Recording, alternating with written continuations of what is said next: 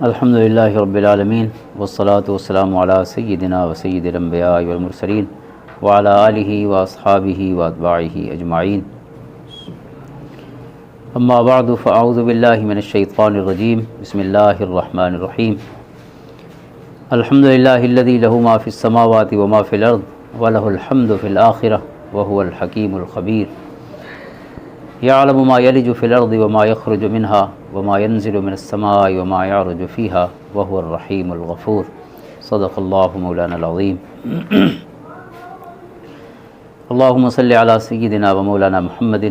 وعلی آل سیدنا و مولانا محمد افضل صلواتک بعدد معلوماتک وبارک وسلم۔ معزز و محترم حاضرین و سامعین اور معزز ناظرین، آج ہم قرآن کریم کی سورت نمبر 34، 35، 36 اور 37 کے مضامین اور اس کے جو مشمولات ہیں اجمالی انداز میں انہیں سمجھنے کی کوشش کرتے ہیں۔ اللہ تعالیٰ ہمارے لیے حق کو واضح فرمائے اور آسان فرمائے، اس پر عمل کی توفیق عطا فرمائے۔ اور یہ صورتیں ہیں سورت سبا، سورت الفاطر، سورت یاسین اور سورت الصافات۔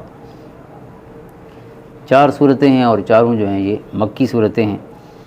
اور مکی صورتوں کے جو موضوعات ہیں اکثر ہم دہراتے رہتے ہیں،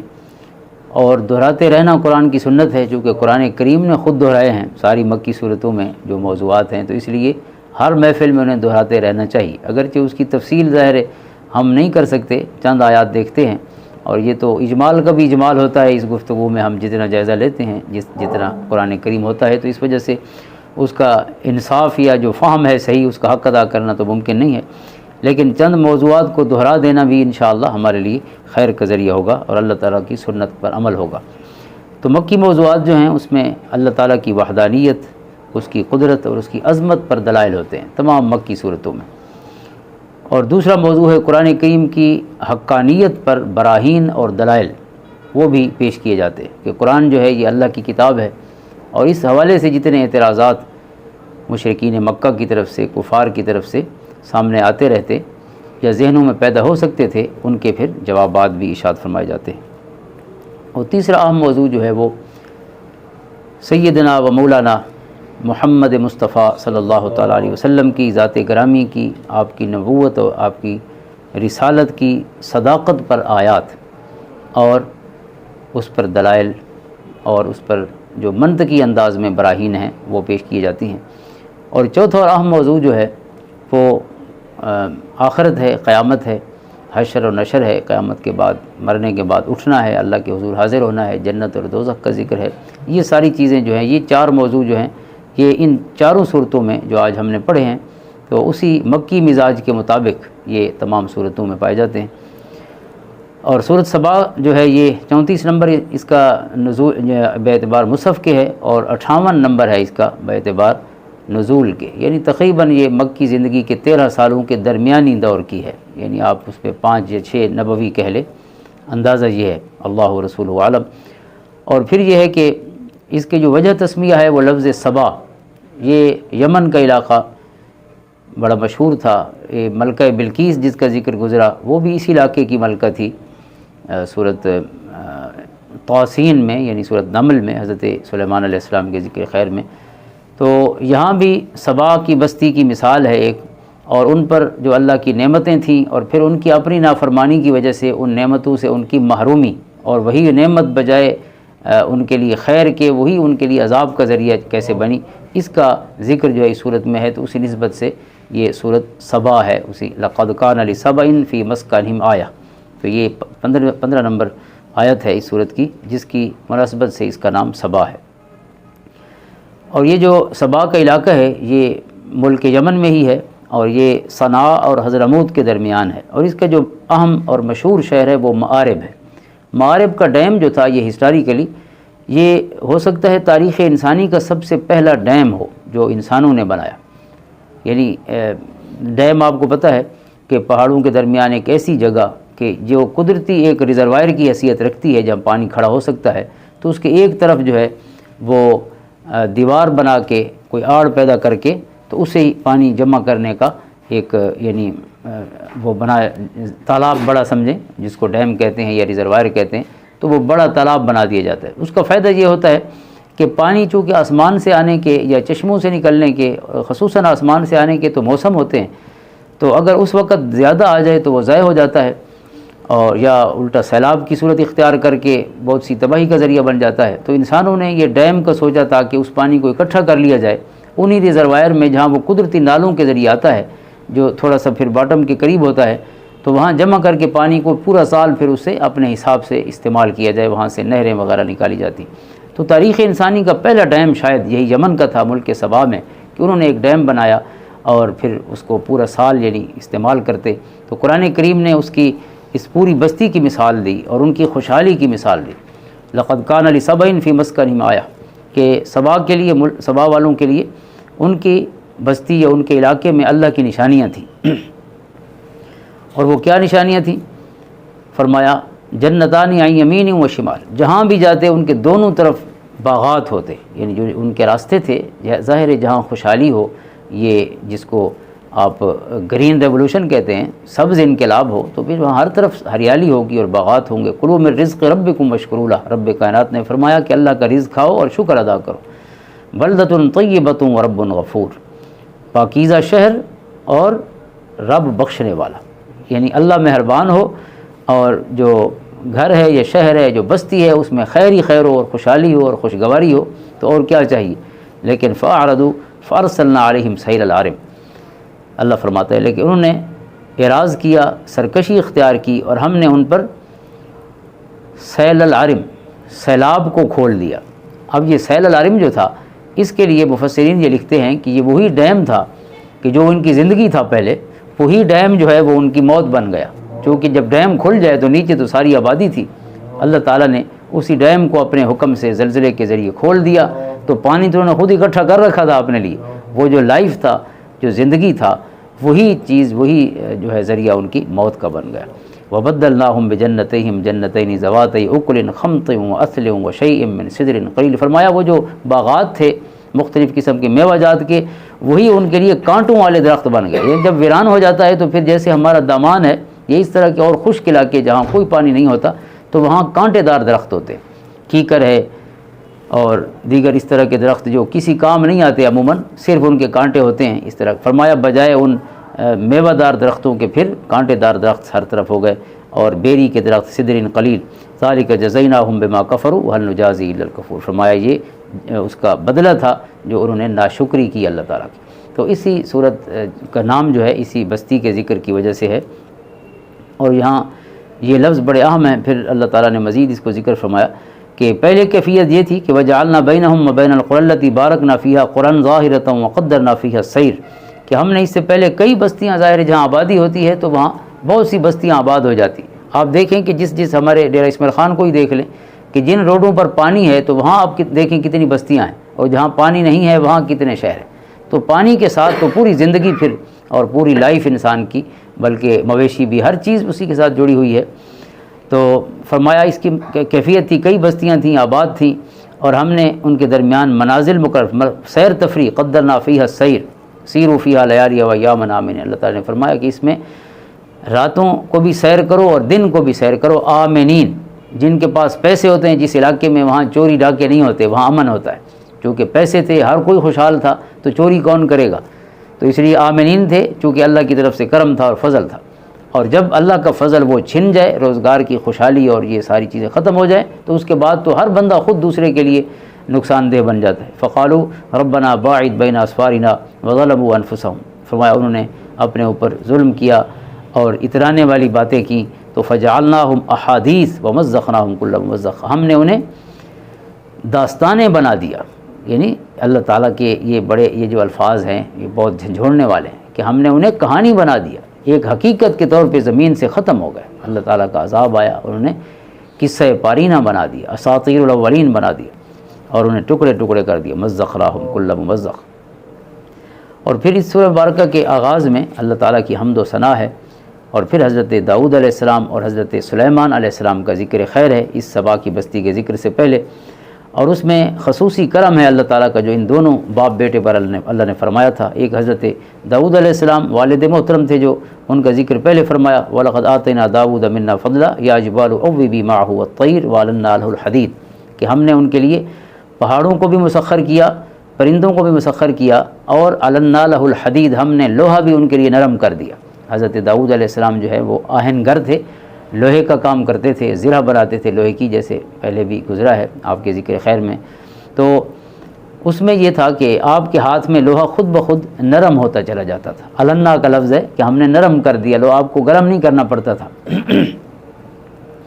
ان اعمل سابغات وقدر فی السرد واعملوا صالحا، فرمایا اس کے بعد وہ جو زرہیں بناتے تھے اس سے اور مختلف کڑیاں جوڑتے جاتے، قدر فی السرد، اور چیزیں بناتے جاتے۔ اور ان کے صاحبزادے حضرت سلیمان علیہ السلام کے لیے پھر اگلی آیت ہے، وَلِسُلَيْمَانَ الرِّيحَ غُدُوُّهَا شَهْرٌ وَرَوَاحُهَا شَهْرٌ، حضرت سلیمان کے لیے ہم نے ہوا کو مسخر کر دیا، اور کیا کیفیت تھی کہ غُدُوُّهَا شَهْرٌ وَرَوَاحُهَا شَهْرٌ، ایک مہینے کی مسافت پہ صبح ایک طرف ہوتے، پھر مہینے کی مسافت سے شام دوسری جگہ ہوتے، چونکہ ان کے تخت کو جس پر کئی ہزار لوگ بھی آ سکتے تھے ان سب کو اٹھا کر ہوا جہاں وہ سیر تفریح کے لیے بھی غُدُوُّهَا شَهْرٌ وَرَوَاحُهَا شَهْرٌ، صبح بھی ایک مہینے کا سفر، گویا وہ صبح کی چہل قدمی ہوتی، اور شام کی چہل قدمی جو ہے وہ بھی ایک مہینے کا سفر ہوتا۔ وَأَسَلْنَا لَهُ عَيْنَ الْقِطْرِ وَمِنَ الْجِنِّ، اور پھر اللہ نے جن بھی ان کے لیے مسخر فرما دیے کہ يَعْمَلُونَ لَهُ مَا يَشَاءُ مِن مَحَارِيبَ وَتَمَاثِيلَ وَجِفَانٍ كَالْجَوَابِ وَقُدُورِ الرَّاسِيَاتِ، بڑی چیزیں بناتے ان کے لیے، یعنی محل بناتے، قلعے بناتے، اور حوض بناتے، اور دیگیں بناتے بڑی بڑی، قدور الراسیات۔ یہ حضرت سلیمان علیہ السلام پر اللہ تعالیٰ کے خصوصی احسانات تھے۔ اور پھر ذکر ہے فلما قضینا علی الموت، جب ہم نے موت طاری کی حضرت داؤد علیہ السلام، حضرت سلیمان علیہ السلام پر، تو جن یہ سمجھے ہوئے تھے کہ یہ ٹیک لگا کے کھڑے ہیں، ما دلہم علی موتہ الا دابۃ الارض تأکل من سأتہ، کہ وہ آپ اپنے عصا کی ٹیک لگا کے کھڑے تھے، اور اسی دوران آپ پر موت کا وعدہ پورا ہو گیا، اور جن یہ سمجھتے رہے کہ آپ کھڑے ہوئے ہیں، لہٰذا وہ اپنے کام میں جتے رہے، جو آپ نے حکم فرمایا تھا وہ کرتے رہے، لیکن تأکل من سأتہ، وہ جو دیمک تھی نا وہ لگی اس کو جس عصا پہ ٹیک لگائے ہوئے تھے، تو پھر جب وہ فلما خرّ، جب آپ نیچے تشریف لائے تو تبینت الجن ان لو کانوا یعلمون الغیب ما لبثوا فی العذاب المہین، کہ جنہوں نے کہا کہ اگر ہمیں پتہ ہوتا کہ آپ تشریف لے جا چکے ہیں، زندہ نہیں ہیں، تو پھر ہم اتنی مصیبت میں کیوں رہتے اتنا سا، یعنی وہ ظاہر کام کرتے رہے، تو انہوں نے کہا اس محنت کا انہیں افسوس ہوا کہ جو کئی مہینے پتہ نہیں کی ہوگی یا کئی سال کی ہوگی، کہ ہم نے خامخواہ جو ہے اپنے آپ کو اس عذاب مہین میں ڈالے رکھا ہے۔ تو اس میں خصوصاً یہ اشارہ فرمایا گیا مشرکین کے عقائد کے خلاف کہ جن جو ہیں وہ غیب نہیں جانتے، غیب اللہ ہی جانتا ہے، اور رب کائنات جس کو عطا فرمانا چاہے الا من ارتضی من رسول، اپنے پیارے رسولوں کو اللہ تعالیٰ آگاہ فرماتا ہے، وما کان اللہ لیطلعکم علی الغیب ولکن اللہ یجتبی من رسلہ من یشاء، اپنے رسولوں میں سے جسے منتخب فرما لے تو اسے اللہ تعالیٰ اس غیب پر آگاہ فرما دیتا ہے۔ اور یہ سمجھنا کہ جن ہیں اور بھوت ہیں اور شیاطین ہیں یہ غیب جانتے ہیں، تو یہ خیال است و محال است و جنو، غیب جو ہے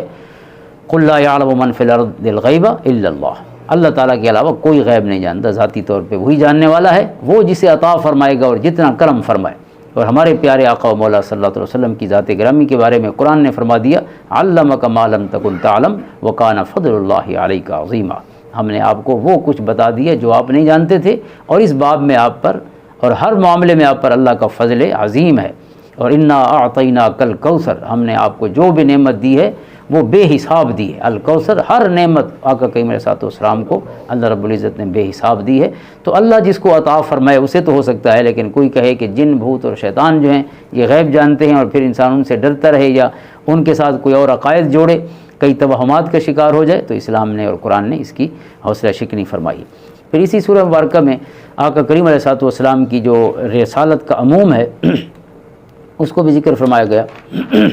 وما ارسلناک الا کافۃ للناس بشیرا ونذیرا، کہ اے محبوب صلی اللہ علیہ وسلم ہم نے آپ کو تمام انسانیت کے لیے بشیر اور نذیر بنایا، ولکن اکثر الناس لا یعلمون، یعنی حضور علیہ السلام کی جو رسالت ہے، آپ کی جو نبوت ہے، وہ کسی ایک علاقے کے لیے نہیں، کسی ایک صدی کے لیے نہیں، بلکہ قیامت تک کے لیے۔ اس لیے شہنشاہ شہنشاہ اکبر کے دور میں جو دین الہی ابو الفضل الفیضی کی سازش سے تخلیق کیا گیا، تو اس میں یہ تصور بنایا گیا کہ 1000 سال بعد ایک نبی کی جو نبوت ہے اور رسالت ہے اس کا دور ختم ہو جاتا ہے۔ اس وقت 1000 سال پورا ہو رہا تھا شہنشاہ اکبر کے دور میں، تو انہوں نے کہا کہ آپ نیا دین اب متعارف کرائیں، نعوذ باللہ اس رسول کی رسالت کا سلسلہ ختم ہو گیا۔ اس کے مقابلے میں پھر اللہ تعالیٰ نے اس ہستی کو پیدا فرمایا کہ جنہوں نے پھر شہنشاہ اکبر کے اس جو جھوٹے نظریات تھے ان کا مقابلہ فرمایا اور حقیقی دین کو دنیا کے سامنے پیش فرمایا، اور آپ کا لقب ٹھہرا مجدد الف ثانی۔ الف ثانی دوسرے ہزاریہ کا مجدد، چونکہ انہوں نے 1000 سال تک نبوت کو محدود کیا تھا، تو آپ نے جو کام کیا ہے وہ بھی ایسا کام ہے جو 1000 سال تک جو لوگ کرتے رہتے، آپ نے 1000 سال تک کے لیے گویا مسئلہ حل فرما دیا ہے۔ اس انداز میں آپ نے اس کو معقول اور منقول کے انداز میں رسالت اور نبوت کا جو اصلی تصور تھا اسلام کا وہ پیش فرمایا۔ اس کے بعد پھر وہی مکی صورتوں کے موضوعات اس مبارک صورت میں چلتے جاتے ہیں، اور دوسری صورت پھر اگلی صورت فاطر ہے۔ یہ صورت نمبر 35 ہے اس کا، اور 43 نمبر ہے اس کا باعتبار نزول کے۔ اس کی 45 آیات ہیں اور 5 رکوع ہیں، اور اس کا ایک نام صورت ملائکہ بھی ہے۔ ہمارے ہاں تو پاکستان میں تو تمام جو قرآن چھپتے ہیں اس میں صورت الفاتر ہی لکھا ہوتا ہے، لیکن عرب میں کئی جو قرآن کے نسخے چھپتے ہیں ان میں صورت الملائکہ بھی اس کو لکھتے ہیں۔ تو کئی صورتوں کے ایسے نام ہیں، چونکہ پہلی آیت میں ہی دونوں نام موجود ہیں۔ الحمدللہ فاطر السماوات والارض جاعل الملائکۃ رسلا اولی اجنحۃ مثنی وثلاث ورباع۔ اللہ تعالیٰ کی حمد و ثنا سے مبارک صورت شروع ہو رہی ہے، اور اس کے مشمولات میں ملائکہ کا مخلوق ہونا بتایا گیا، جیسے وہاں جنات کا مخلوق ہونا جو ہے اور ان کا ایک یعنی جو مخلوق کی صفات ہوتی ہیں انہی موجود ہیں، یہ نہیں کہ انہیں سمجھا جائے کہ وہ غیب جاننے والے ہیں ذاتی طور پہ، اس طرح کی کوئی چیز منسوب کی جائے تو ہاں فرشتوں کے حوالے سے اس طرح کے تصور کو ختم کیا گیا۔ اور پھر آپ کو تسلی ہر مکی صورت میں ساتھ ساتھ جلدی ہے کہ اگر آپ کو انہیں جھٹلایا ہے وَإِن يُكَذِّبُوكَ فَقَدْ كُذِّبَتْ رُسُلٌ مِّن قَبْلِكَ، اس طرح کی آیات تمام مکی صورت میں اکثر کہ آپ کو اگر جھٹلایا ہے تو آپ سے پہلے بھی نبیوں کو اور رسولوں کو جھٹلاتے رہے ہیں لوگ۔ تو اس طرح کا یہ سلسلہ ہمیشہ سے چل رہا ہے، آپ صبر فرمائیے اور ان کی جو باتیں ہیں وہ اسی طرح ہی چلتی رہیں گی۔ اور پھر اللہ تعالیٰ نے اس سورہ مبارکہ میں جو تذکیر بآلاء اللہ ہے، اللہ تعالیٰ کی نعمتوں کا ذکر ہے وہ بہت زیادہ ہوا ہے، جیسے کچھ صورتوں میں بہت زیادہ ہے تو یہ سورہ مبارکہ بھی ان میں شامل ہے۔ یعنی سب سے پہلے تو خود حضرت انسان کی تخلیق کا ذکر اس میں فرمایا گیا، واللہ خلقکم من تراب ثم من نطفہ ثم جعلکم ازواجا، اللہ ہی نے تمہیں مٹی سے بنایا، پھر نطفہ سے بنایا، پھر تمہیں جوڑے جوڑے بنا دیا، وما تحمل من انثى ولا تضع الا بعلمہ، جو بھی مادہ اس کے یعنی پریگننٹ ہوتی ہے یا اس سے جو بچہ پیدا کرتی ہے اللہ تعالیٰ کو اس کا علم ہے، وما يعمر من معمر ولا ينقص من عمر، کسی کی عمر جو ہے اس میں اضافہ کیا جاتا ہے یا کسی کی کم ہوتی ہے، یعنی کوئی مرتا ہے یا جیتا ہے، فرمایا الا فی کتاب، یہ ساری چیزیں کتاب محفوظ یعنی لوح محفوظ میں لکھی ہوئی ہیں۔ اور پھر وہ معجزہ قرآن کریم کا جو ڈاکٹر کوسٹو کے قبول اسلام کا ذریعہ بنا تھا وہ آیت کریمہ یہاں بھی ہے، وما یستوی البحران ھذا عذب فرات سائغ شرابہ ھذا ملح اجاج، یعنی دو سمندر جو بازار ملے ہوئے ہیں لیکن ان کے درمیان جو ہے ایک ایسی آڑ ہے جو انہیں گڑبڑ نہیں ہونے دیتی، تو اس کا ذکر خیر بھی ہے یہاں پہ۔ پھر خالق کائنات کی وہ صفات کہ وہ رات کو دن میں داخل فرماتا ہے اور دن کو رات میں داخل فرماتا ہے، اس نے سورج اور چاند کو مسخر فرما دیا، یہ ساری یعنی اللہ تعالیٰ کی مبارک توحید پر دلائل چلتے رہتے ہیں۔ اور پھر اگلا رکوع ہے الم تر ان اللہ انزل من السماء ماء، آپ نے نہیں دیکھا کہ آپ کے رب نے آسمان سے کیسے پانی اتارا، اور پھر اس سے اللہ تعالیٰ نے مختلف رنگوں کے پھل پیدا فرمائے،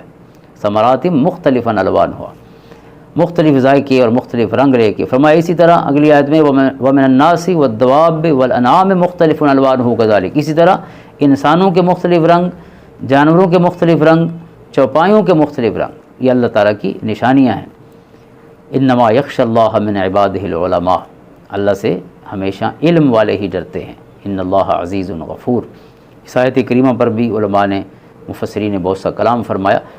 کہ اللہ سے علم والے ڈرتے ہیں، یعنی دوسرا معنی یہ ہے کہ علم والا وہی ہے اللہ کے کاغذوں میں کہ جو اسے ڈرتا ہے، جس کے دل میں اللہ کا خوف نہیں ہے وہ کوئی عالم نہیں ہے۔ وہ کیا عالم ہے، کیا جانا ہے اس نے؟ اصل علم تو یہ جز یاد دوست ہر چے کنی عمر ضائعست، جز سر عشق ہر چے بخانی بطالت است، سادی بشوش لوح دل از نقش غیر حق، علم کے رہ بحق نہ نمایت جہالت است۔ شیخ سعدی فرماتے ہیں کہ جو علم اللہ کا راستہ نہ دکھائے، اللہ کے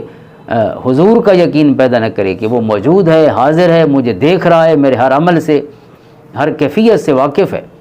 تو پھر کیا وہ علم والا ہے؟ یعنی جس نے اپنے علم کو بھی روزی کا ذریعہ ہی صرف بنائے، چند کتابیں رٹ لی ہیں، تو اللہ تعالیٰ وہ علم دے جو اس کا خوف پیدا کرے اور زیادہ کرے اور تقوی کی دولت نصیب کرے۔ پھر اس میں جنت اور دوزخ اور جنتیوں کا ذکر ہے اور دوزخ والوں کا ذکر ہے، اور ایک آیت بڑی اہم ہے کہ ہم نے قرآن کا وارث بنایا اپنے پسندیدہ اور منتخب بندوں کو، ثم اورثنا الکتاب الذین اصطفینا من عبادنا، اور یقیناً امت مسلمہ اعلیٰ صاحب الصلاۃ والسلام کے لیے یہ اعزاز ہے کہ اللہ فرماتا ہے کہ جنہیں ہم نے چنا ہے بندوں میں سے انہیں قرآن کی وراثت عطا فرمائی۔ اور پھر وہ تین قسم کے گروہ ہیں، فمنہم ظالم لنفسہ ومنہم مقتصد ومنہم سابق بالخیرات باذن اللہ۔ ان میں سے کچھ وہ ہیں جو اپنے جانوں پر ظلم کرنے والے ہیں، کچھ وہ ہیں جو درمیانے ہیں، اچھے کام بھی کرتے ہیں اور برے بھی ہو جاتے ہیں، اور کچھ ہیں سابقون بالخیرات باذن اللہ، جو اللہ تعالیٰ کے حکم سے نیکیوں میں سبقت کرنے والے ہیں، یعنی ان کو گناہ کی طرف ان کا رجحان نہیں بلکہ ہمیشہ تمہیں نیکی کرتے ہوئے نظر آئیں گے۔ تین قسم کے گروہ ہیں فرمایا امت مسلمہ میں، ذالک هو الفضل الکبیر، اور ساتھ فرمایا جنات عدن یدخلونہا، یہ سارے کے سارے جنت میں داخل ہوں گے۔ اب تین گروہ، گناہ گاروں کا بھی اللہ نے ذکر فرمایا، درمیان والوں کا بھی ذکر فرمایا، اور نیکوکاروں کا جو یعنی پارسا لوگ ہیں، صالحین ہیں، ان کا بھی ذکر کر کے سب کے لیے جنت کی نوید عطا فرمائی۔ تو یہ بہت امید افزا آیت ہے، علماء کرام فرماتے ہیں اہل ایمان کے لیے کہ اللہ تعالیٰ نے جو جانوں پر ظلم کرنے والے تھے، گناہ گار تھے، انہیں بھی جنت والوں میں اس گروہ میں شامل فرمایا۔ اور پھر اس سے بھی زیادہ امید افزا بات یہ ہے کہ اللہ تعالیٰ نے جنت میں جانے والوں میں گناہ گاروں کا ذکر پہلے فرمایا کہ یہ کہیں مایوس نہ ہو جائے، سابقون بالخیرات باذن اللہ آخر میں ہے، پہلے ہے فمنہم ظالم لنفسہ۔ تو اس لیے حضور علیہ الصلوۃ والسلام کی بہت سی حدیث ہیں، امام سیوطی رحمۃ اللہ تعالیٰ نے روایت فرمائی اور کئی دیگر کتب تفاسیر معصورہ میں موجود ہیں کہ آقا کریم علیہ الصلوۃ والسلام فرماتے ہیں جو سابقون بالخیرات باذن اللہ ہیں یہ تو بغیر حساب کے جنت میں جائیں گے، چونکہ ان کی نیکیاں زیادہ ہیں اور گناہ کم ہیں۔ اور پھر ہیں درمیان والے جن کی نیکیاں گناہ برابر ہیں، فرمایا اللہ تعالیٰ ان سے آسان حساب لے کے انہیں جنت میں بھیج دے گا۔ اور بچ گیا تیسرا گروہ کہ جو گناہ والے ہیں، گناہ زیادہ ہیں اور نیکیاں کم ہیں، فرمایا وہ میری شفاعت سے اللہ تعالیٰ انہیں جنت میں بھیج دے گا، شفاعتی لأہل الکبائر یوم القیامہ۔ اور پھر اس میں جہاں دوزخ والوں کا ذکر ہے تو وہاں قرآن کریم نے اس منظر کو بھی بیان فرمایا کہ اللہ کی بارگاہ میں وہ کہیں گے ربنا اخرجنا نعمل صالحا غیر الذی کنا نعمل، اے اللہ ایک موقع عطا فرما، دنیا میں جانے دے، اب ہم اچھے کام کر کے واپس آئیں گے۔ تو اللہ تعالیٰ فرمائے گا اولم نعمرکم ما یتذکر فیہ من تذکر، کیا تمہیں اتنی عمر نہیں دی تھی کہ اگر تم سدھرنا چاہتے تو سدھر جاتے؟ تو اس لیے اب کوئی موقع نہیں ہے۔ وجاءکم النذیر، تمہارے پاس نذیر آیا۔ یہاں نذیر کا جو معنی ہے حدیث مبارکہ میں بیان ہوا ہے کہ یہاں نذیر سے مراد یہ جو دائیں بائیں جنازے اٹھتے ہیں اور اعلان ہوتے ہیں وہ نذیر ہے، یعنی آپ کو جگانے والے ہیں۔ بانگ طبلت نمی کو ندبی دار، اے کہ تو زندئی کے در خوابی، اے کہ تو مردئی کے در خوابی۔ شیخ سعدی فرماتے ہیں کہ تیرے ہر طرف جو ہیں وہ نکارے بج رہے ہیں، فلاں فوت ہو گیا، فلاں کا باپ فوت ہو گیا، فلاں کا بیٹا، فلاں کا بھائی، آپ بھی تو کسی کے باپ بیٹے اور بھائی ہیں۔ تو فرمایا ان اعلانات کو اپنا اعلان سمجھیے، اے کہ تو مردئی کے در خوابی، آپ پہلے سے مر چکے ہیں یا نیند اتنی گہری ہے کہ آپ بیدار نہیں ہو رہے۔ تو اللہ تعالیٰ فرما رہا ہے جاءکم النذیر، کیا تمہیں موت یاد دلانے والے جو مختلف اسباب تھے وہ تمہیں قدم قدم پہ نہیں ملتے تھے کہ آپ نے پھر بھی یاد نہیں کیا اور سدھرنے کے جو وقت تھا آپ کے پاس دورانیہ زندگی کا موجود تھا اس میں نہیں سدھرے۔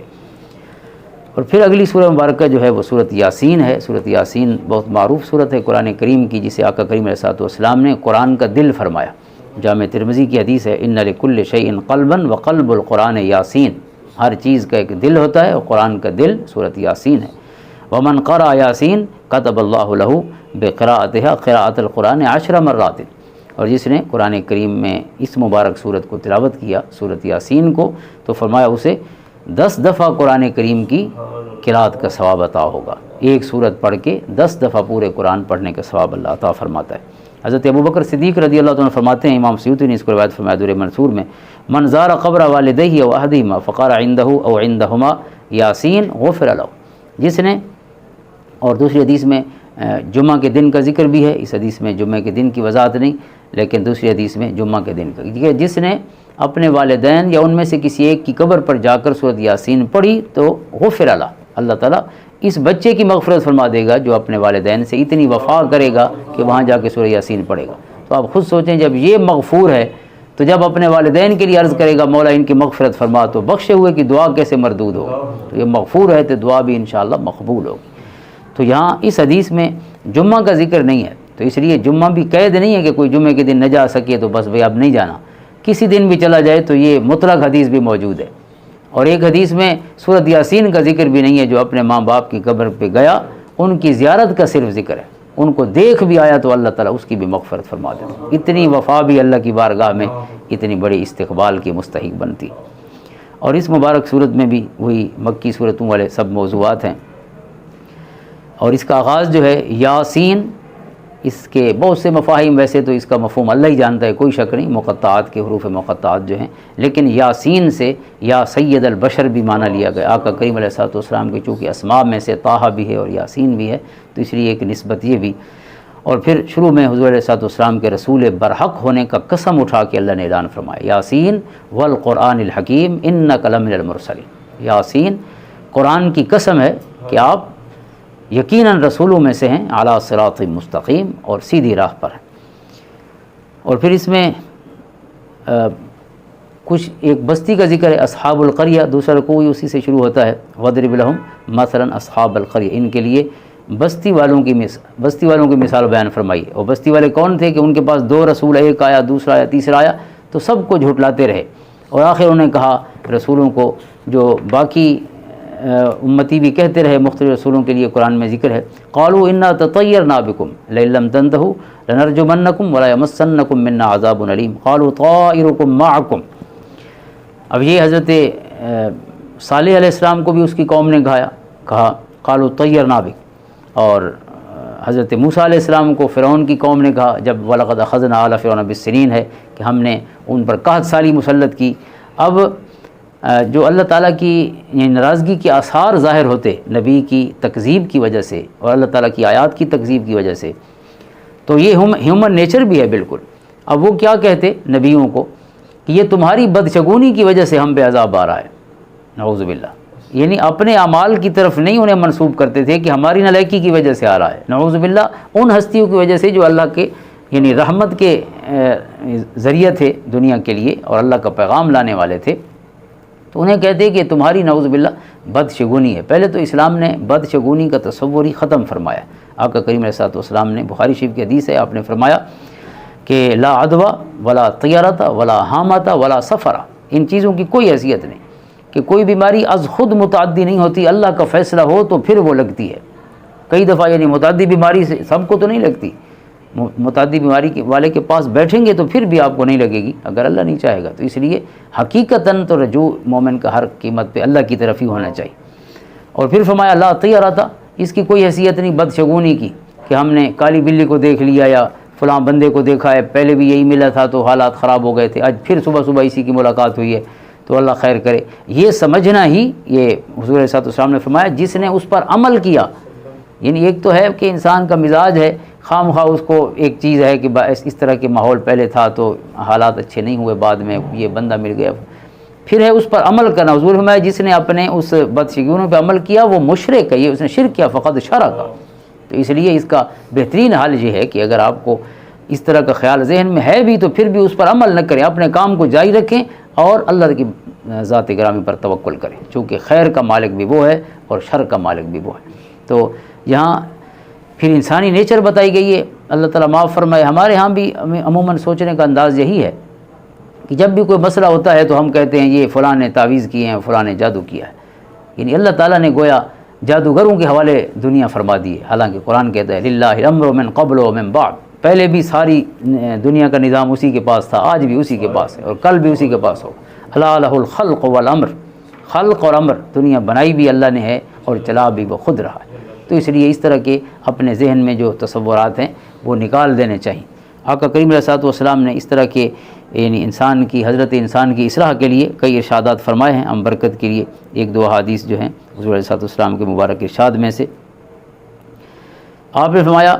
کہ لا عدوى ولا طیرۃ ویعجبنی الفال قالوا وما الفال قال کلمۃ طیبہ۔ ایک چیز ہے کہ حضور علیہ الصلوۃ والسلام نے بدشگونی تو ناپسند فرمائی بلکہ شرک قرار دیا، لیکن ایک ہوتا ہے اچھا شگون لینا جس کو فال کہتے ہیں، عربی میں تفاعل کہتے ہیں۔ تفاعل یہ ہے اچھا شگون لینا، کوئی اچھا انسان اچھا نام والا بندہ مل گیا ہے تو اس کے نام سے بھی حضور علیہ الصلوۃ والسلام بہتر یعنی شگون لیتے تھے۔ نام بندے کا اچھا ہو، شکل اچھی ہو، بستی کا نام اچھا ہو، جب حضور علیہ الصلوۃ والسلام کو اس طرح کا نام بھی ملتا تو آپ خوش ہو جاتے تھے۔ سفر میں ہوتے تو بستی کا نام اچھا بتایا جاتا تو آپ خوش ہو جاتے تھے۔ تو اس لیے اچھا چونکہ اللہ تعالیٰ کی ذات پر یقین میں مدد کرتا ہے، جبکہ برا جو ہے وہ انسان کو اللہ سے دور لے جاتا ہے اور مایوسی کی طرف لے جاتا ہے، اس لیے آپ نے پسند نہیں فرمایا۔